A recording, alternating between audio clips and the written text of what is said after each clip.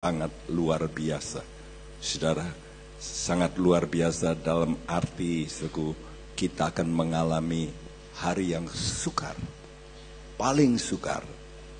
Tapi jangan takut, karena Tuhan menyertai kita.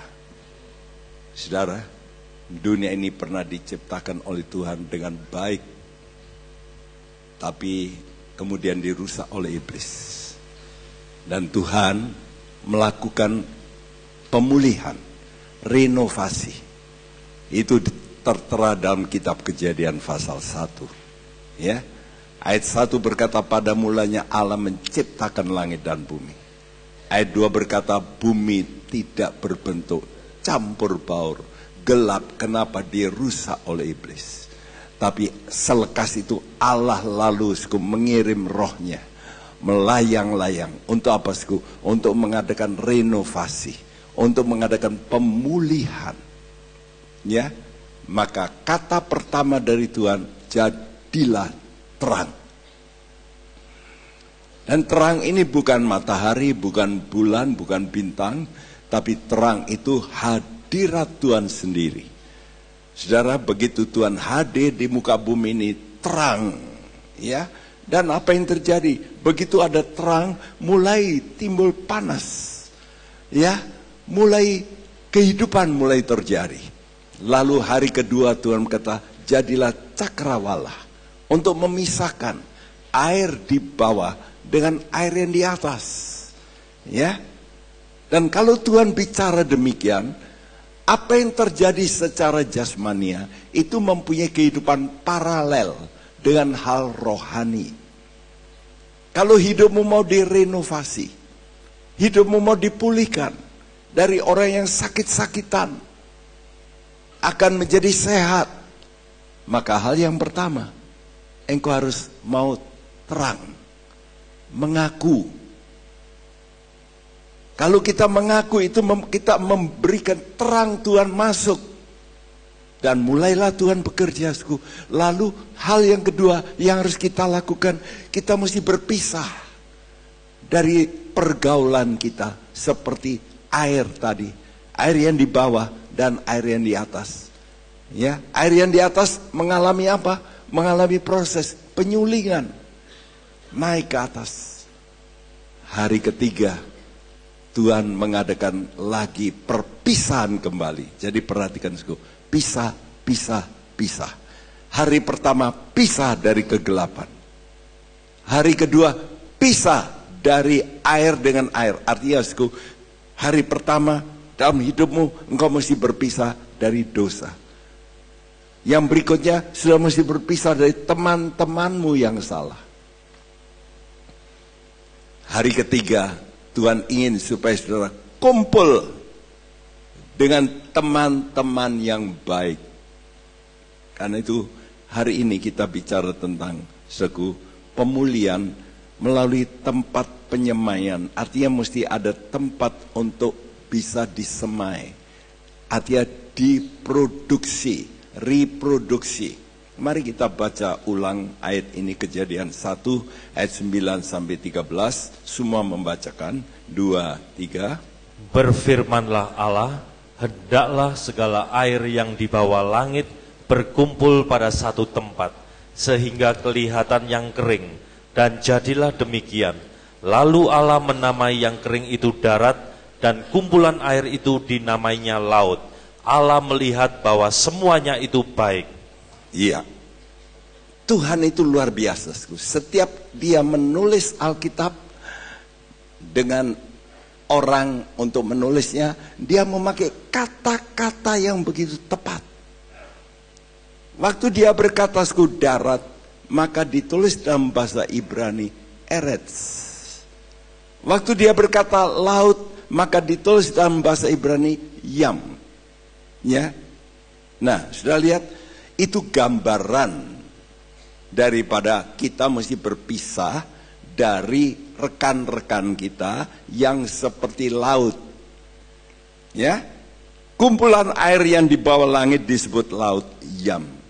Artinya turur, menggelora, ya, atau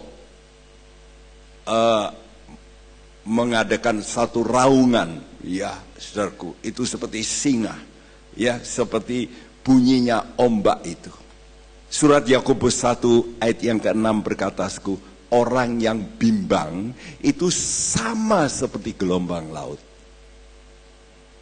Sama seperti gelombang laut yang diombang-ambingkan kian kemari oleh angin. Jadi kita mesti belajar sekarang untuk berpisah dari orang-orang yang tidak beriman. Karena orang yang tidak beriman itu, orang yang bimbang, seperti apa? Ombak. Hari-hari ini sudah lihat terjadi di banyak bagian dunia, pergeseran manusia. Bukan sedikit, kalau sudah lihat di Syria, orang-orang Kurdi, mereka harus pindah ratusan ribu. Kurang lebih 200.000, mereka melarikan diri. Dan sekarang ini bukan gelombang air laut, tapi gelombang manusia. Wow, itu lebih berbahaya. Ya. Oleh karena itu Tuhan kata, hendaklah air itu kumpul. Sebab Tuhan ingin yang tidak baik kumpullah, yang baik kumpullah. Supaya jangan campur aduk. Ya, dan yang kering itu disebut darat. Kata darat eretz mempunyai artisku menjadi teguh, to be firm, teguh. Nah, itu orang yang beriman. Gambaran daripada orang yang beriman. Dan orang yang beriman ini yang digambarkan sebagai daratan itu lalu mempunyai satu daya untuk produksi seperti tanah, ya. Karena itu lebih lanjut ayat ini berkata apa? Mari kita baca 2, 3. Berfirmanlah Allah, hendaklah tanah menumbuhkan tunas-tunas muda, tumbuh-tumbuhan yang berbiji, segala jenis pohon buah-buahan yang menghasilkan buah yang berbiji, supaya ada tumbuh-tumbuhan di bumi, dan jadilah demikian. Tanah itu menumbuhkan tunas-tunas muda, segala jenis tumbuh-tumbuhan yang berbiji, dan segala jenis pohon-pohonan yang menghasilkan buah yang berbiji. Allah melihat bahwa semuanya itu baik. Jadilah petang dan jadilah pagi, itulah hari ketiga. Nah, itu cara membaca Alkitab. Alkitab itu kadang-kadang kalau saudara baca, ini cerita tentang tanah, tentang buah. Tapi kalau itu bisa diaplikasikan dalam hidup kita, itu seperti itu. Ya, kalau sudah pisah, kumpul, air itu disuruh kumpul oleh Tuhan. Lalu jadi laut. Maka yang tidak jadi laut, darat. Dan di darat itu dikatakan, biarlah tanah itu menumbuhkan tumbuh-tumbuhan yang berbuah, menghasilkan buah. Dan buah itu mesti ada bijinya. Untuk apa? Untuk ditanam kembali. Nah, hidup kita mesti seperti itu. Hidup kita ini mesti bisa berbuah. Itulah hidup yang punya iman. Iman menghasilkan hidup yang produktif. Ya, saya harap hidup kita ini produktif. Artinya saudara bisa memberkati orang lain. Ya, dan setelah orang lain diberkati, orang yang terima berkat itu bisa memberkati orang lain lagi. Sama seperti biji. Kalau itu ditanam, jadi buah. Buah itu kalau dibuka lagi ada bijinya, ditanam lagi. Nah, hidup kita mesti begitu. Kita mesti menolong orang supaya orang ini bisa mempunyai kehidupan yang benar. Kalau tidak demikian, orang ini rusak. Selalu, kecenderungan orang itu rusak. Merosot. Untuk baik, dia perlu dididik. Ya, karena itu hari ini kita melihat bahayanya kalau hidup kita ini tidak berhati-hati dalam kumpulan yang salah. Khotbah hari ini berjudul itu tadi pembukaan ya. Setiap kali saya memberikan pembukaan supaya saudara yang baru datang bisa nangkap apa arti firman Tuhan. Hari ini kita mendengarkan firman Tuhan, hidup tidak terseret dalam kesesatan. Ya. Jangan sampai hidup kita ini bisa diseret. Wah, sudah lihat gambar itu? Gelombang. Ya, tadi katakan orang yang tidak beriman itu seperti apa? Gelombang. Dan orang tidak beriman ini bisa nyeret kita supaya kita pun bisa tidak beriman. Ya. Dan oleh karena itu kita mesti menjaga diri supaya jangan sampai kita diseret. Sehingga dulunya baik-baik lalu jadi rusak. Itu yang saya lihat. Banyak orang dulunya baik-baik. Dia datang ke gereja baik, lalu terhilang. Kenapa? Karena diseret. Seperti anak terhilang itu. Dalam Alkitab. Kenapa bisa menjadi anak terhilang? Karena temannya. Benar? Temannya mabuk-mabuk, temannya ya pergi ke pelacuran dan sebagainya, ya dia ikut, dia menjadi rusak, ya. Dan hari-hari ini saya mendengar, wow, kenyataan nyata dalam dunia manapun, pemimpin-pemimpin dunia sudah banyak yang sudah rusak. Lihat, pemimpin dunia di Eropa itu bukan orang yang keluarganya baik-baik. Benar? Di Perancis yang lalu presidennya juga kacau. Kawin lagi. Sekarang ganti lagi presiden, ya sama lagi. Benar? Kacau rumah tangga. Mimpin rumah tangga sendiri aja nggak bisa. Apalagi mimpin negara. Coba dibayangkan. Kita mesti mikir. Jadi orang ini, wah, kenapa? Karena dianggap biasa. Ya, saudara. Nah, surat Petrus, 2 Petrus khususnya. Kalau saudara buka surat 2 Petrus pasal 3, coba saudara buka. Di situ ada judulnya, Hari Tuhan. Tuhan memberi peringatan lagi melalui Petrus. Ya, kalau saudara baca dalam pasal 1, Petrus berkata begini, aku tidak mau kamu tidak ingat. Jadi Petrus ini mengingatkan lagi. Jangan sampai kita ini menjadi orang yang lupa. Karena itu dia berkata, ini suratku yang kedua, di mana aku mengingatkan kamu kembali tentang pasal 3, hari Tuhan. Lalu dia berkata begini, perhatikan, nanti menjelang Tuhan datang, orang akan ngomong begini, mana katanya Tuhan datang, dari dulu cerita kedatangan Tuhan, nggak ada jebulnya, nggak ada buktinya. Itu ditulis di sini. Tapi Petrus berkata, mereka lupa bahwa bumi itu dulu pernah juga mengalami hukuman Allah. Benar? Zamannya Nuh. Maka Tuhan membasmi dunia ini. Mereka lupa bahwa Tuhan itu bisa radikal. Radikal kok. Kenapa? Karena semua mati, tinggal 8 orang. How? Mereka lupa. Nah, mereka sekarang ini orang mana kedatangan Tuhan? Mana intervensi Tuhan? Ya dunia ini ya begini terus. Ini tergantung kita. No, kata Tuhan.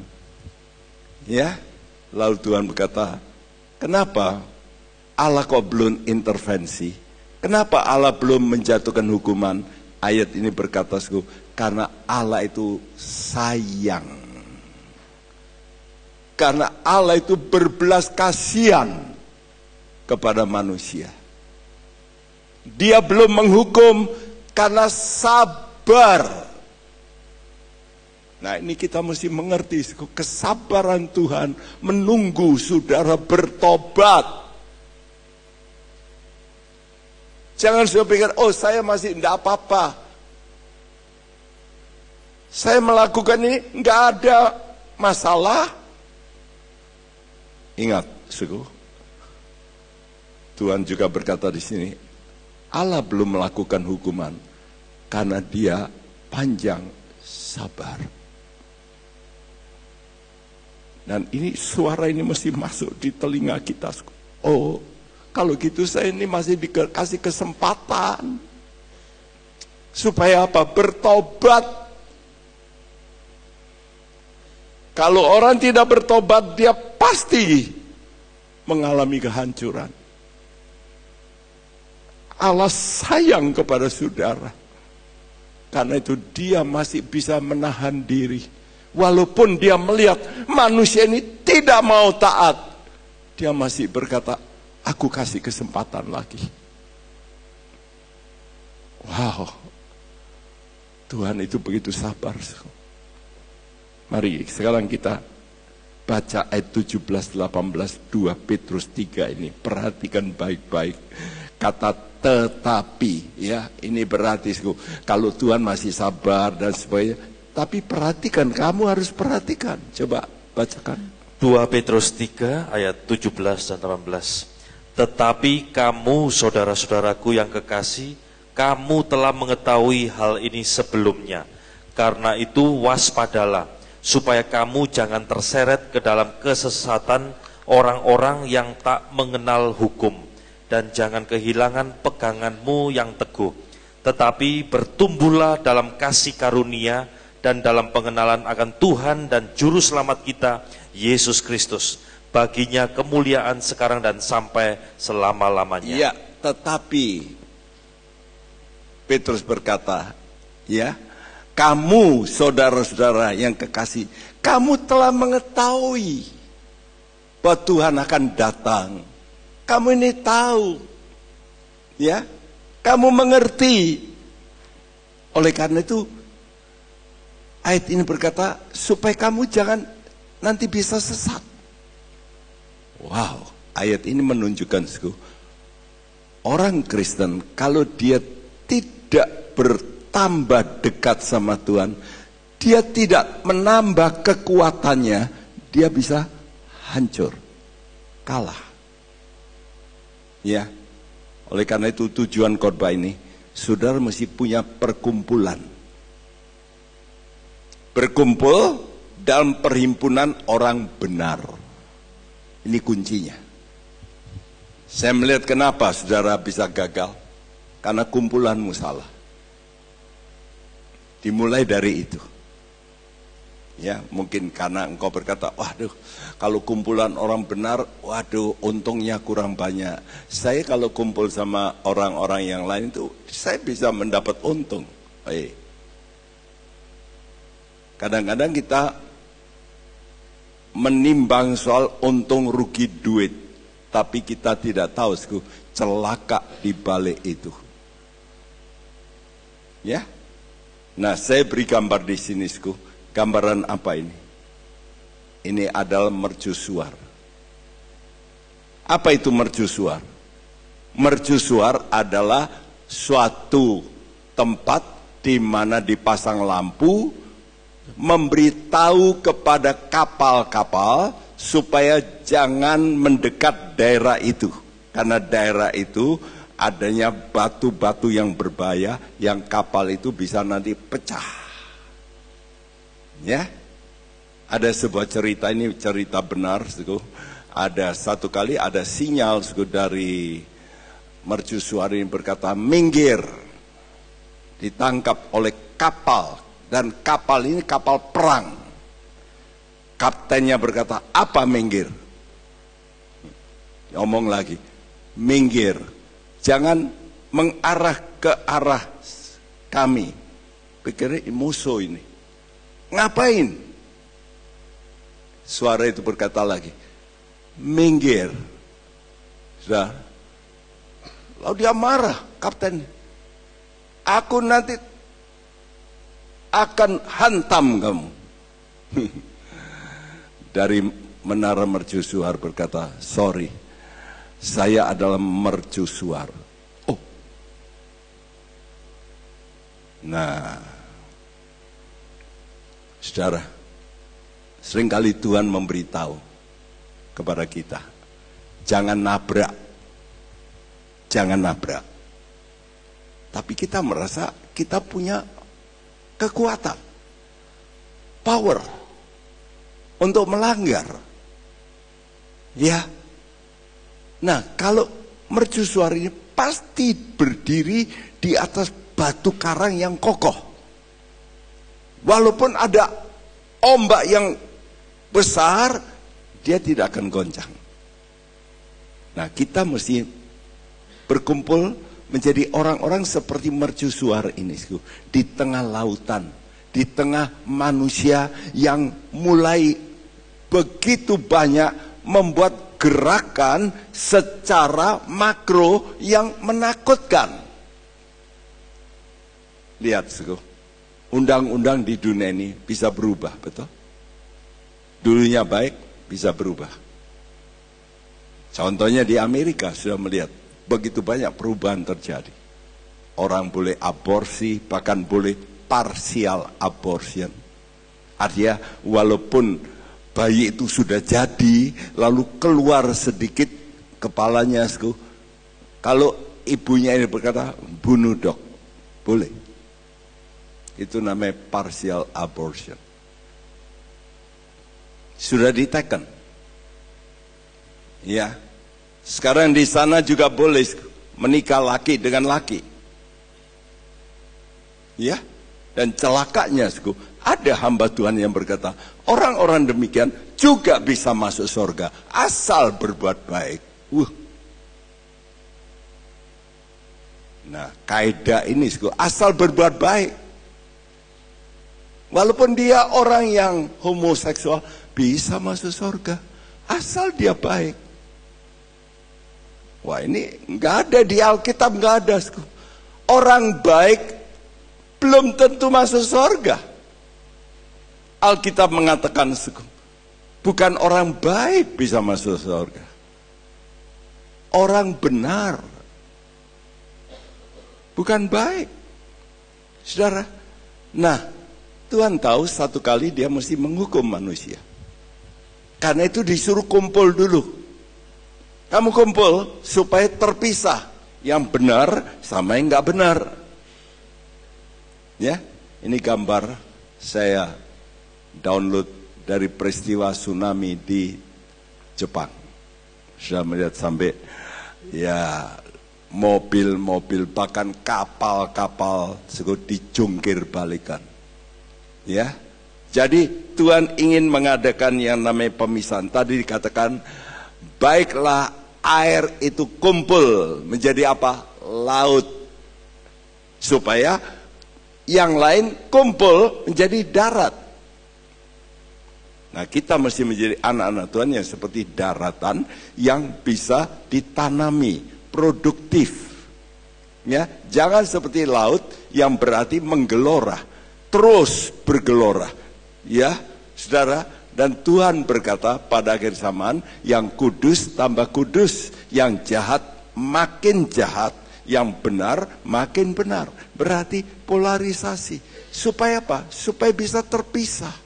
Nah, kalau bisa terpisah, baru Tuhan hukum.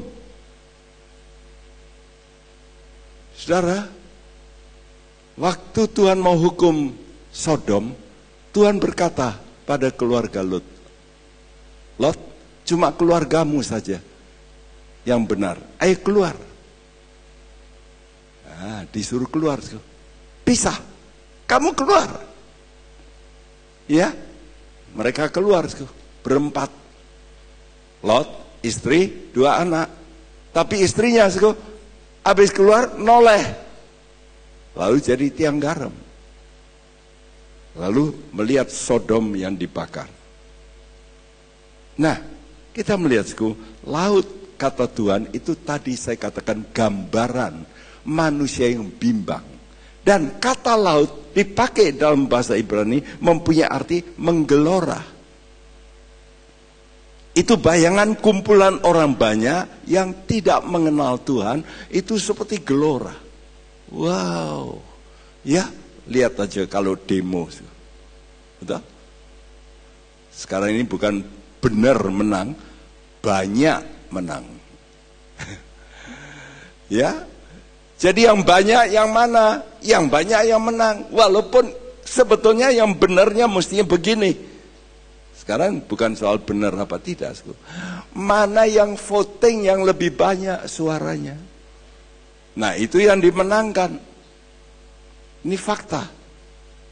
Saudara, inilah yang terjadi dalam dunia ini saat ini.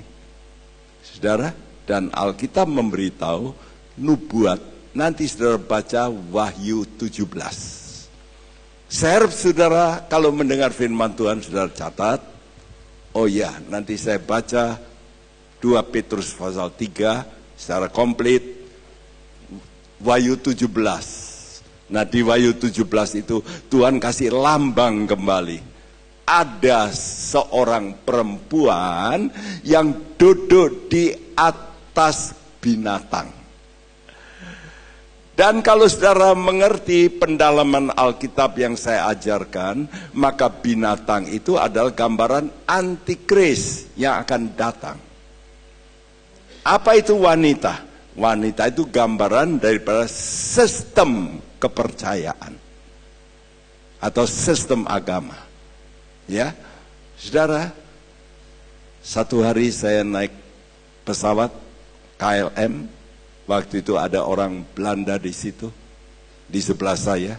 Ya, lalu saya mulai bicara tentang Tuhan. Begitu saya bicara, dia kata, no. Ik ben vrijdenkers.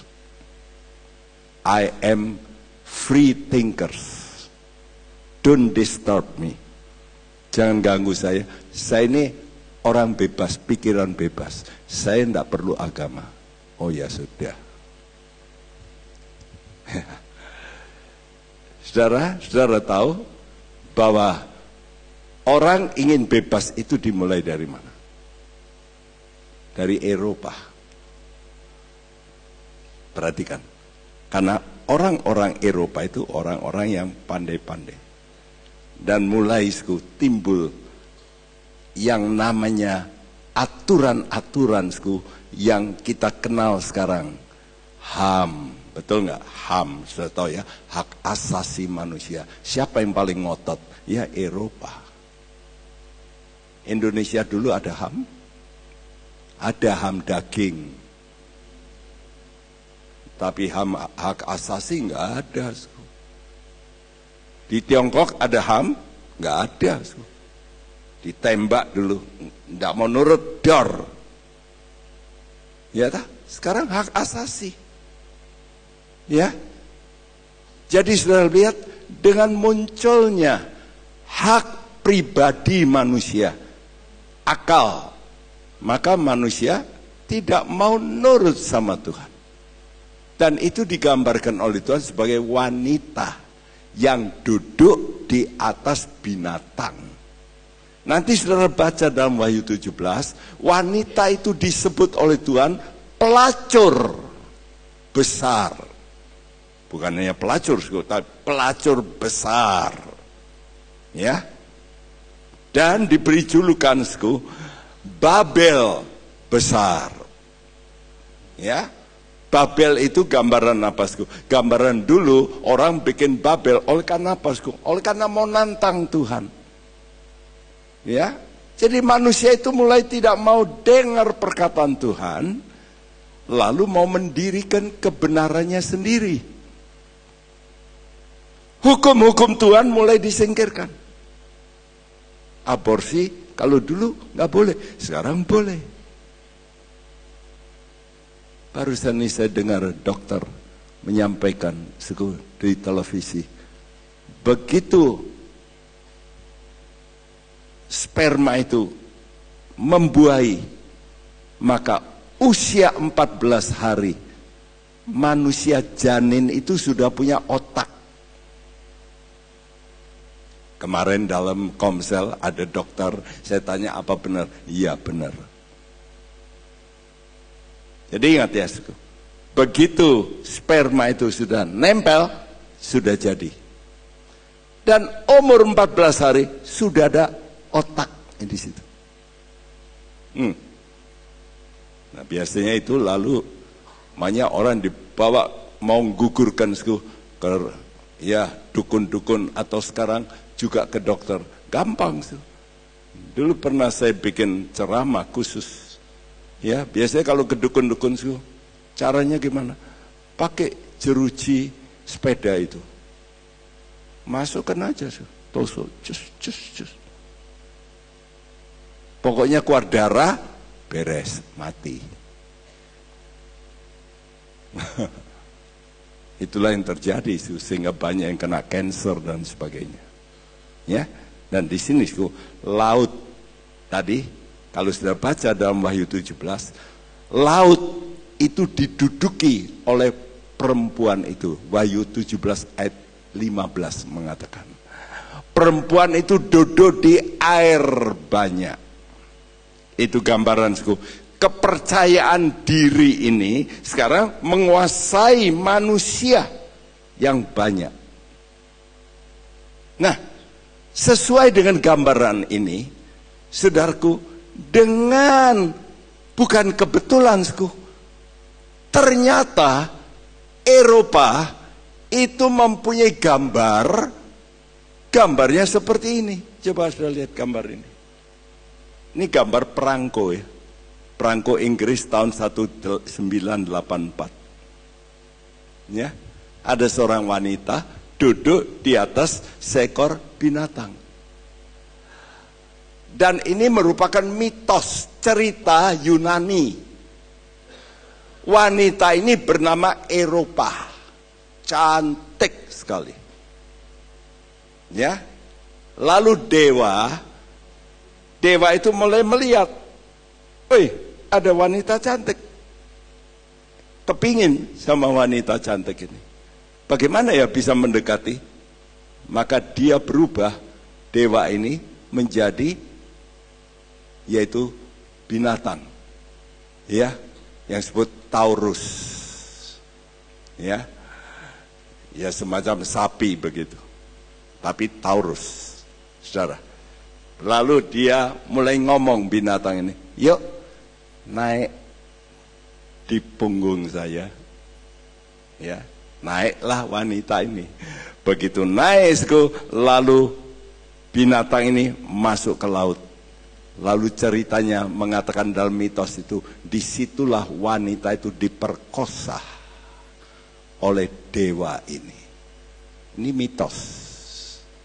Tapi mitos ini menjadi nama daratan Eropa. Karena itu disebut Eropa. Eropa artinya apa? Ya mitos ini. Jadi bukan kebetulan gambar ini. Dan ini seperti yang ditulis dalam Wahyu 17. Aneh ya.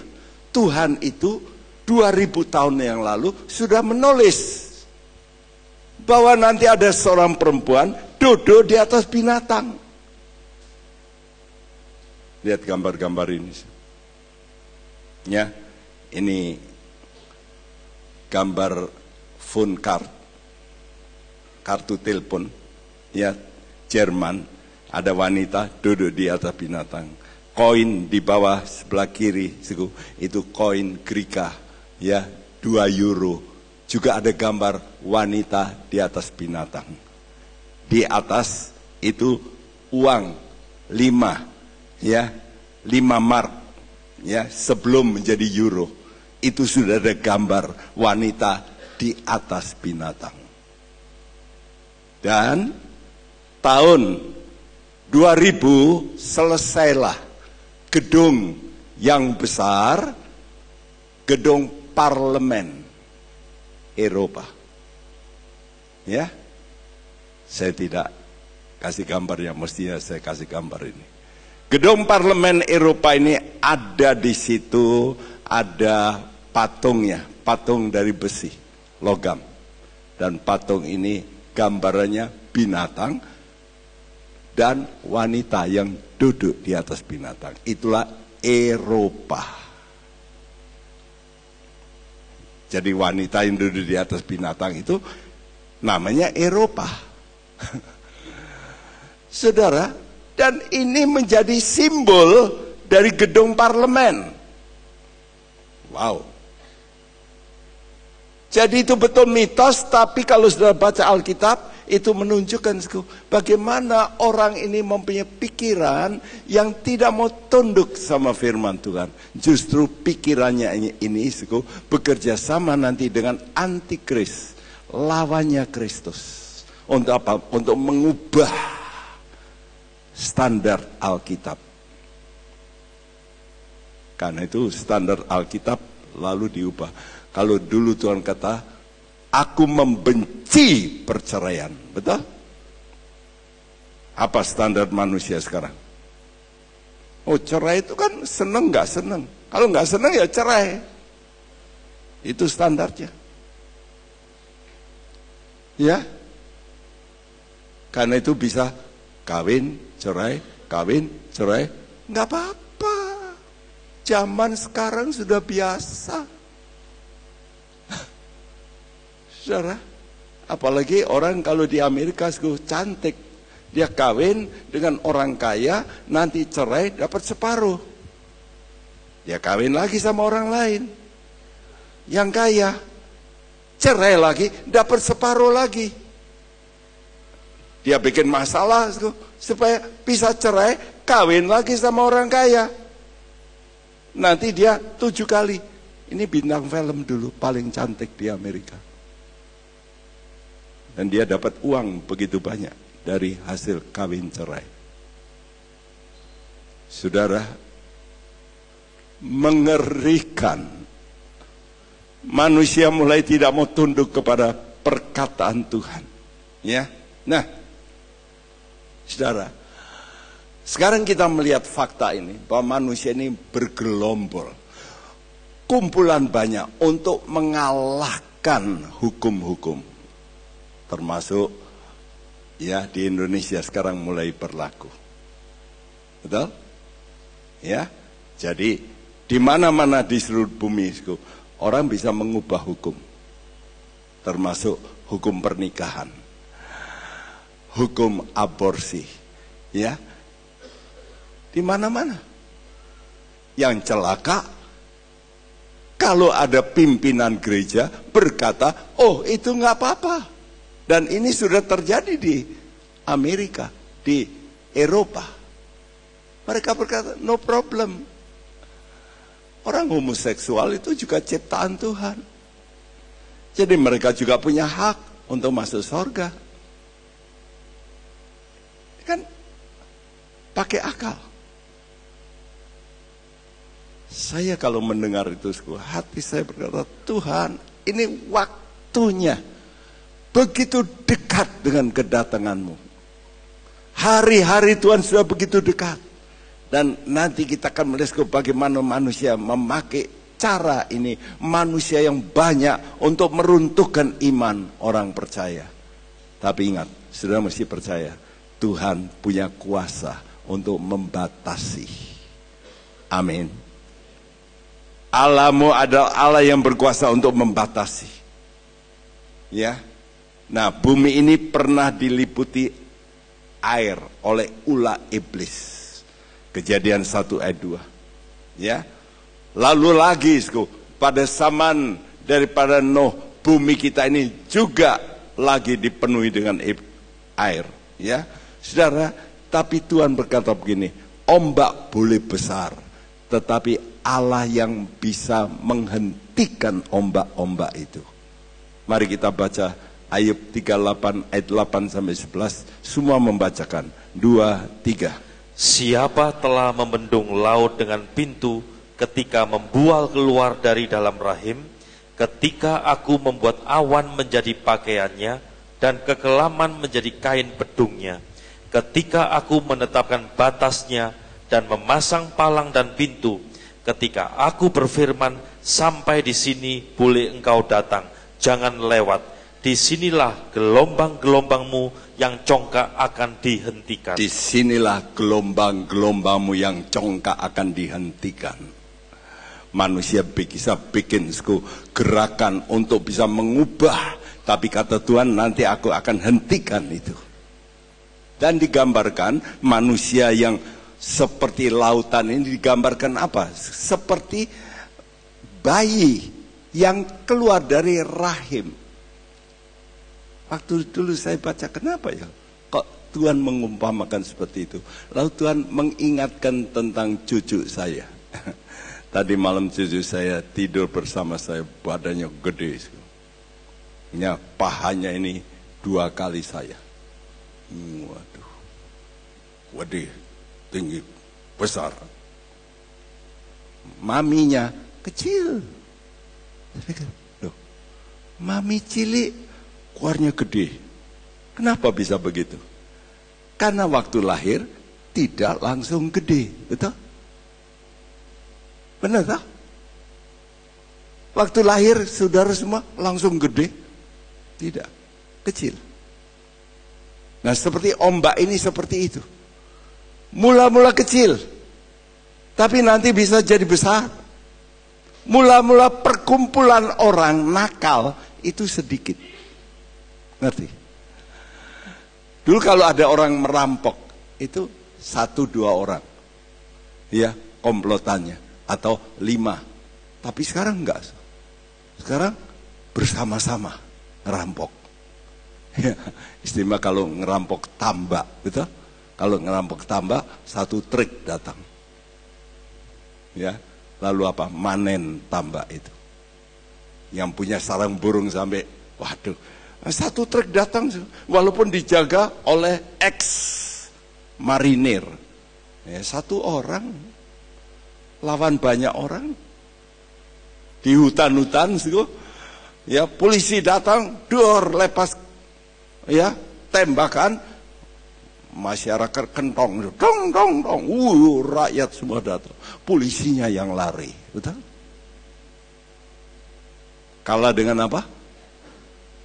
Orang banyak. Tapi Tuhan berkata, stop. Aku bisa hentikan ketentuan alasku. Gak akan terjadi lagi banjir. Stop. Sampai di sini gelombang congkakmu. Ya. Karena itu saudara, Tuhan itu bisa menyetop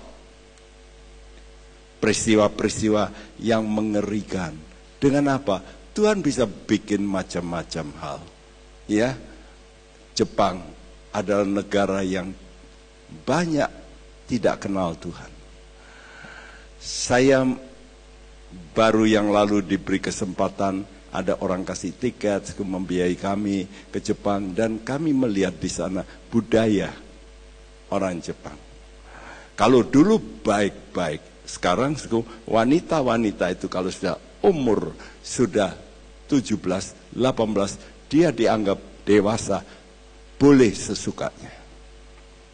Ya, dan di situ bukan tempat night clubnya itu wanita, tapi night clubnya itu pria. Jadi yang melayani itu bukan wanita, tapi di Jepang banyak yang melayani justru yang pria. Wah, aneh ya. Tapi itu fakta.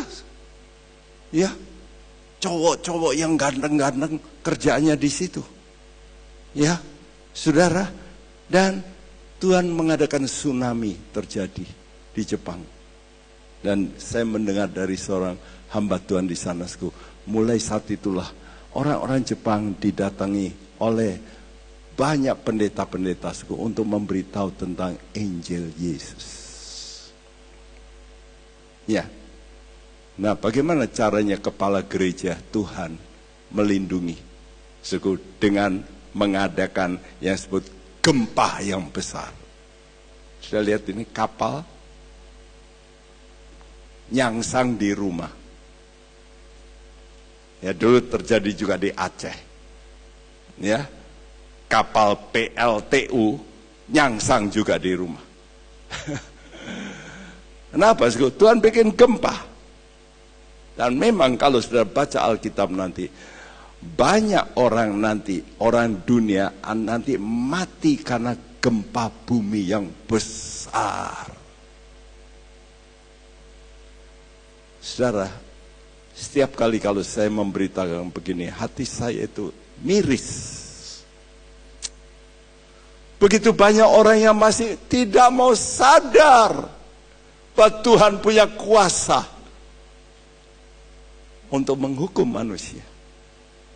Kita mesti menghormati Tuhan.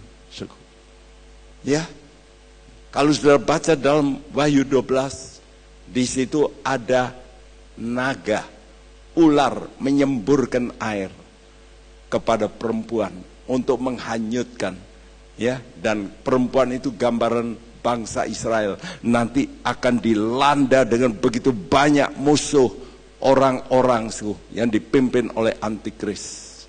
Tapi Tuhan bikin gempa yang besar sehingga air itu masuk ke lubang bumi yang terbelah itu, ya.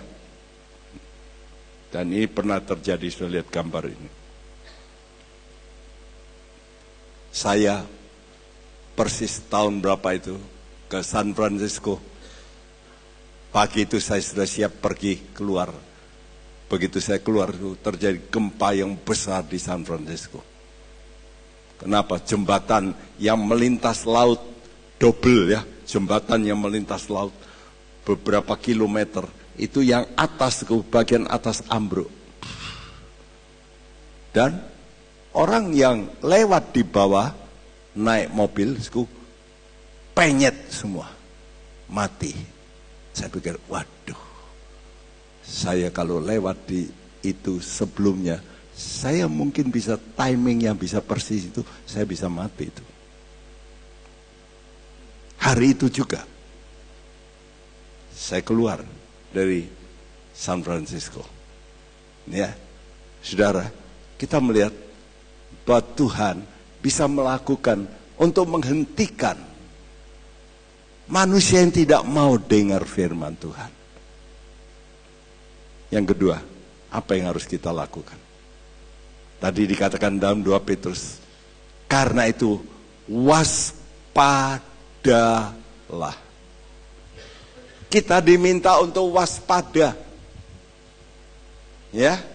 Dan kata waspada ini dari bahasa Greka phulasso, mempunyai arti menjaga atau melindungi dari kerusakan dalam konteks terisolasi. Apa itu? Saya kasih cerita. Waktu saya masih kecil, kami, keluarga besar kami, besar, ya, emak, lalu om, tante, semua tinggal dalam satu rumah. Itu zaman di mana orang mendapat rumah dengan mudah. Kenapa? Karena orang bangsa Belanda keluar berbondong-bondong. Ya, mereka ketakutan keluar dari bumi Indonesia. Dan saat itulah saat yang paling tepat untuk orang bisa memperoleh rumah tanpa bayar. Masuk. Keluarga kami, keluarga besar, masuk milih rumah yang gede, 5 kamar yang kamarnya itu besar-besar, 6 kali 6 meter. 5. Karena 5 keluarga besar di situ. Ya.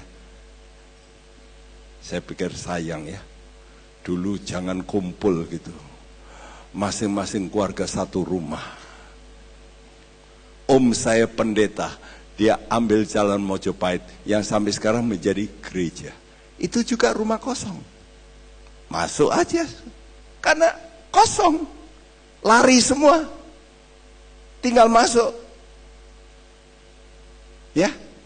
Dan di rumah itu, waktu saya masih kecil, saya suka mainan, sebab di rumah yang besar itu bisa sampai menampung beberapa truk, mungkin 10 atau 12 truk bisa masuk di rumah kami, besar ya.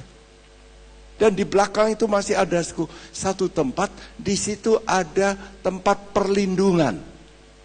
Untuk kalau ada serangan, ternyata tempat perlindungan ini buat dari beton bundar begini, lalu muka belakang ditutup. Cuma sedikit orang bisa ya lewat masuk. Nah, kami dulu waktu kecil suka mainan di tempat perlindungan itu, di dalam. Ya, saya masih ingat itu. Ya, nah kita diminta oleh Tuhan waspada. Artinya apa? Artinya begini, kita ini mesti mau masuk dalam satu tempat yang terisolasi, tapi aman. Saudara mau keluar, tapi nggak aman, atau masuk terbatas, nggak bebas, tapi aman, selamat. Nah, biasanya orang sekarang nggak mau. Kami ingin menghirup udara bebas. Oleh karena itu, saudara, saya anjurkan, saudara menjadi orang Kristen harus punya kelompok, ya, yang menjaga engkau, yang memberitahu jangan loh, jangan. Kalau ada orang tua bisa memberitahu anaknya, kamu jangan ini, jangan keluar malam. Anak suka yang mana? Dikasih aturan atau bebas? Anak seneng yang mana? Ya seneng yang bebas. Pulang jam 1 malam nggak dimarahi. Seneng nggak anak itu? Seneng. Tapi kalau orang terkata nggak boleh, ya kami dulu jam sekian harus mandi, telat hajar. Makan ambil secukupnya. Kalau dibuang disuruh makan, habiskan. Wah, itu saya ngajar. 1 butir nggak boleh ditinggal. Nah, karena itu sampai sekarang saya kalau makan juga begitu. Tidak saya buang-buang. Ya, kenapa? Karena dididik, dibatasi. Nah, kita mesti menjaga hidup dalam persekutuan dengan Tuhan, sepertinya tidak bebas. Ya, kita tidak boleh begini, kita tidak boleh begitu, ya, tidak boleh ke night club, tidak boleh lihat, ya, apa itu DVD porno, tidak boleh mengunduh, ya, internet yang cabul. Wah, kok nggak bebas? Tapi itu baik untuk kita. Perhatikan, Tuhan itu sayang dengan Anda. Dia tidak mau kita binasa. Tapi dia berkata, ayo toh, kamu masuk dalam perlindunganku, supaya kamu jangan nanti terhanyut dan sesat. Jangan ikuti orang banyak. Tapi mari datang pada Tuhan. Kita memang dibatasi, tapi kita tinggal dalam tubuh Kristus yang terpelihara. Puji nama Tuhan. Saudara, yang ketiga, Tuhan berkata begini, bertumbuhlah dalam anugerah dan pengenalan. Kamu mesti bertumbuh, ya, seperti rumah-rumah di tanah emas. Kalau rumah itu tidak dinaikkan, banjir. Jadi mesti dinaikkan. Hidup kita mesti begitu. Iman kita ini mesti naik, supaya kita bisa tahan menghadapi badai manusia yang tidak beriman, yang akan menggoncangkan. Caranya bagaimana? Injil Yohanes 1 ayat 16 mengatakan begini, dari kepenuhannya kita akan menerima anugerah demi anugerah. Dari kepenuhannya artinya pengenalan yang lebih penuh. Kamu mesti lebih mengenal Yesus, lebih penuh. Banyak orang ke gereja cuma tahu Yesus itu penebus dosa. Tuhan, kalau saya salah ampunilah. Nah, dia cuma tahu Yesus mati menebus dosa. Tapi dia tidak mengenal Yesus itu sudah bangkit, naik ke sorga, memberikan Roh Kudus, supaya hidup kita berkuasa, supaya kita bisa menolak dosa. Saudara, Tuhan ingin supaya kita menjadi orang yang preventif, yang bisa menjaga daripada salah lalu tobat. Mana lebih baik? Saudara sakit sembuh, atau saudara itu tahu menjaga makanan, minuman, sehingga saudara tidak sakit-sakit.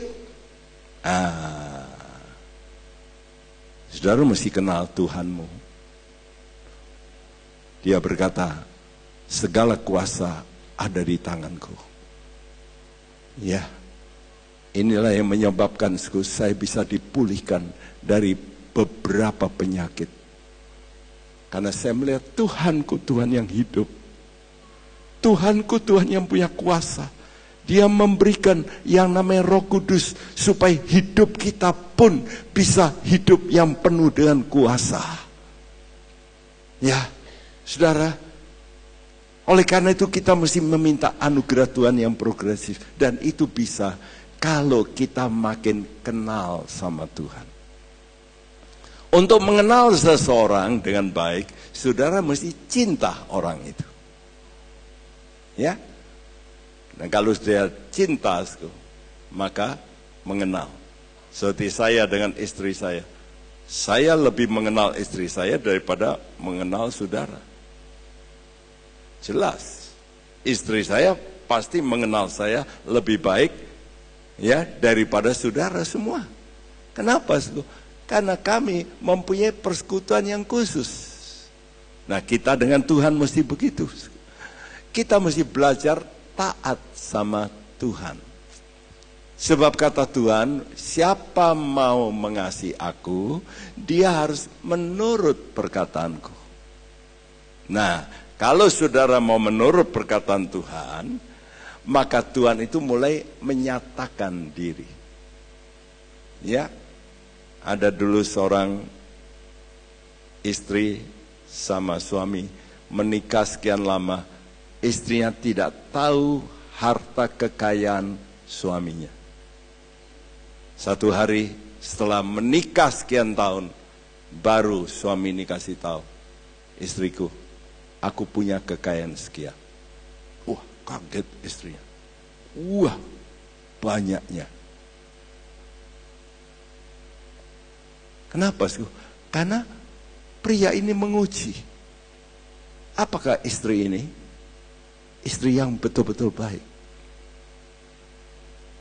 Ya, saudara, karena kalau sudah cinta, lalu dinyatakan. Tuhanmu juga begitu. Mari kita baca 2 ayat ini yang sangat penting. Mari kita baca Yohanes 14 ayat 21. Sebagai ayat-ayat yang terakhir, kita baca ayat 21. Bacakan bersama. 2, 3. Barang siapa memegang perintahku dan melakukannya, dialah yang mengasihi aku. Dan barang siapa mengasihi aku, ia akan dikasihi oleh Bapa-Ku.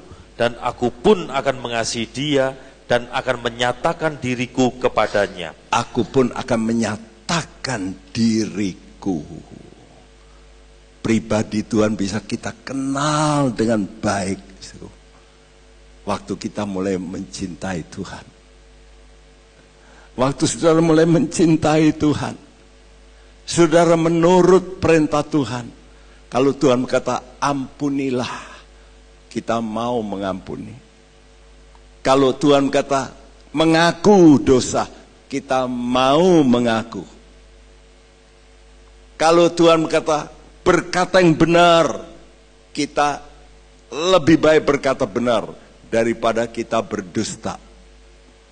Nah, kalau orang mau menurut sama Tuhan, Tuhan itu akan menyatakan diri.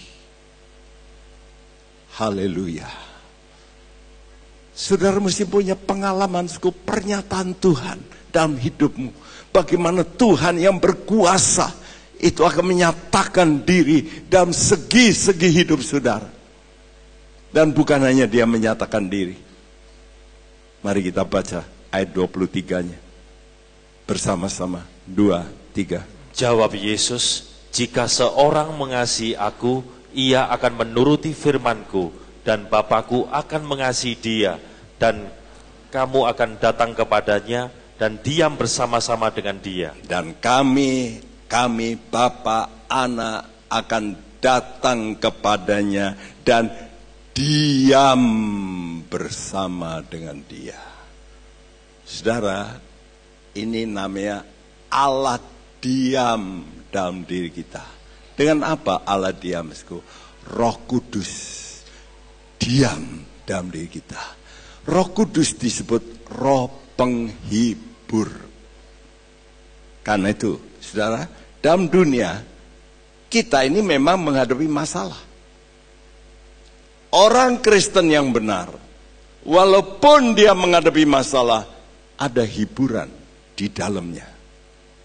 Ada kekuatan. Walaupun dia difitnah, ada hiburan. Aku nanti mendapat pahala yang besar. Kenapa, Sku? Karena Roh Kudus itu diam. Dan Roh Kudus itu disebut roh penghibur. Kita butuh yang namanya penghibur. Ya, manusia itu butuh penghibur. Karena itu mereka suka ke night club, ke karaoke, untuk apa? Untuk dihibur. Tapi setelah orangnya pergi, hilanglah hiburan itu. Tapi kalau Roh Kudus diam dalam dirimu, inside you, di dalam engkau, roh ini memberikan hiburan. Roh Kudus disebut roh kekuatan. Dia memberikan kita kekuatan batin menghadapi masalah. Tuhan tidak berjanji bahwa kalau kita menjadi orang Kristen hilang masalah. Tidak. Tuhan berjanji kalau engkau menjadi orang yang beriman, engkau kuat. Bersama dengan aku, engkau kuat. Menghadapi segala masalah, engkau kuat. Engkau cakap. Karena Allah tinggal di dalam kita. Karena itu bagi saudara yang mengalami masalah dan merasa, aduh, coba seru sama Tuhan. Tuhan, aku mau mengasihi engkau Tuhan. Aku mau belajar untuk mencintai engkau supaya engkau menyatakan diri kepadaku dan membuat aku juga nanti bisa mengalami engkau diam di dalam diriku. Mari kita nyanyikan pujian ini. Aku mengasihi engkau Yesus. Pakai slide ini aja.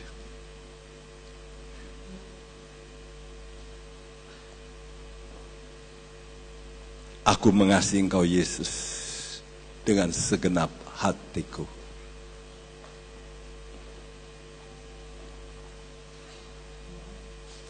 Mari kita nyanyikan dengan pengertian.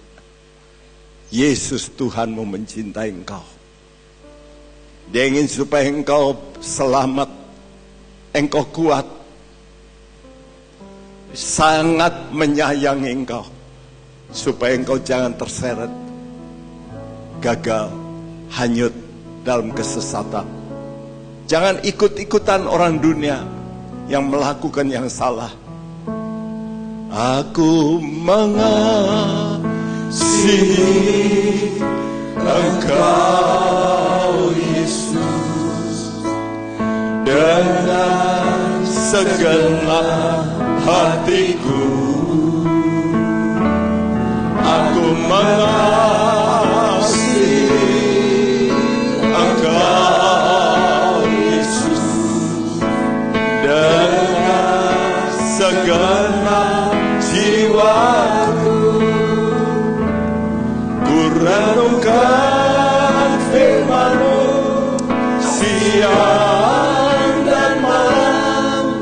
Ku pegang perintah-Mu dan ku lakukan.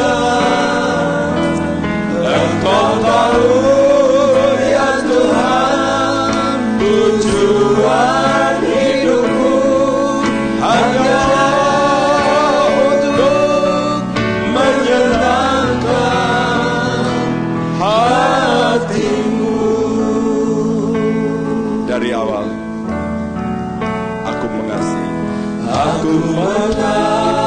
mengasihi Engkau Yesus dengan segenap hatiku. Aku mengasihi Engkau Yesus dengan segenap jiwaku. Kurenungkan firman-Mu siang dan malam, ku pegang perintah-Mu dan ku lakukan. Engkau tahu ya Tuhan, tujuan hidupku hanyalah untuk menyenangkan hati-Mu. Saudara, saya ingin saudara jujur pada Tuhan. Apakah benar kamu mengasihi Tuhan? Tuhan tanya kepada Simon, Simon, do you love me? Apakah engkau betul mengasihi aku? Saudara, saya ingin supaya saudara jawab dari hatimu. Tuhan, aku seringkali melanggar firman. Akuilah. Kalau engkau mengaku, itu kamu mengasihi Tuhan. Kalau engkau salah, tidak mau mengaku, engkau tidak mengasihi Tuhan. Tuhan adalah Tuhan yang baik, yang mau supaya kita bertobat, supaya jangan kita sesat. Dia memberi kesempatan sebelum kita mengalami yang tidak baik. Dia begitu mengasihi engkau. Ingat, dia begitu mengasihi engkau. Sekarang menjadi pertanyaan, apakah engkau mengasihi Yesus? Saya minta supaya saudara jujur, menyanyikan ini dengan sungguh-sungguh, supaya ada terjadi renovasi dalam hidup. Mari kita mau berdiri. Kita nyanyikan dengan hati kita, Tuhan. Aku mau mengasihi Engkau, Tuhan. Tolong saya.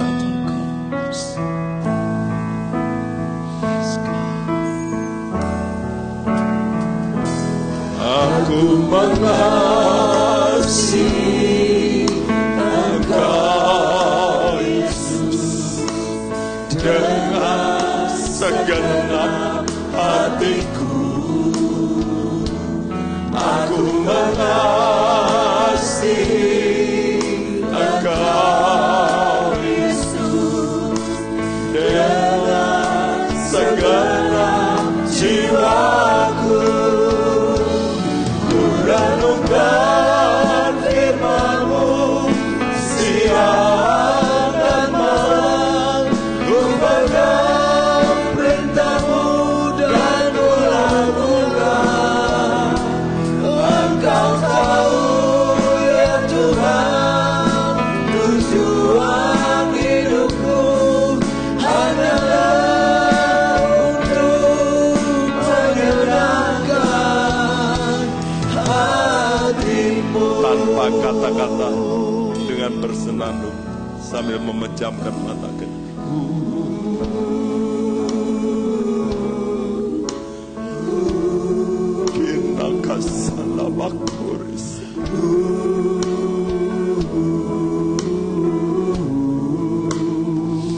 Ya Tuhan, Engkau melihat hati kami masing-masing.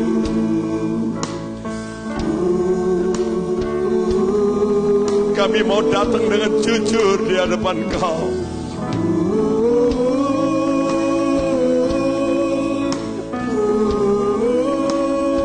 Engkau berkuasa Tuhan untuk menghentikan yang tidak benar. Kami mau berseru kepadamu. Kami tidak mau hanyut Tuhan oleh ajakan yang kotor.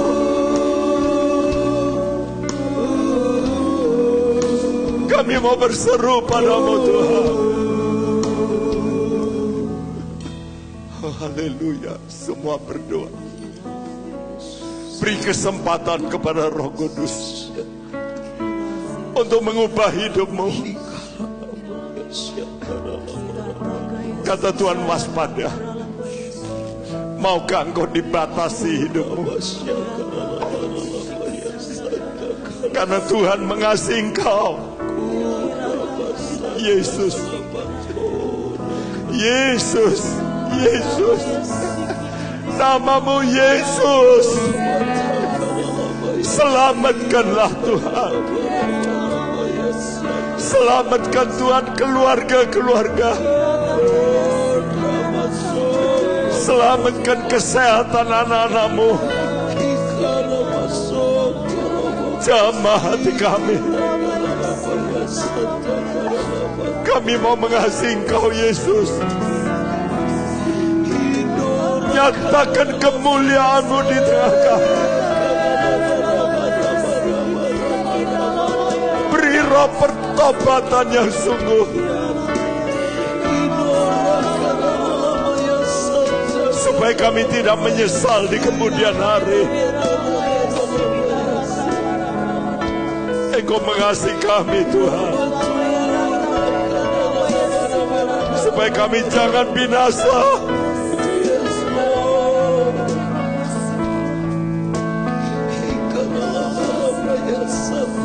Malam hari ini kami mohon kemurahan-Mu Tuhan, untuk terus bicara dalam hati kami, menginsafkan kami bahwa hari-hari datang akan ada masa yang sukar.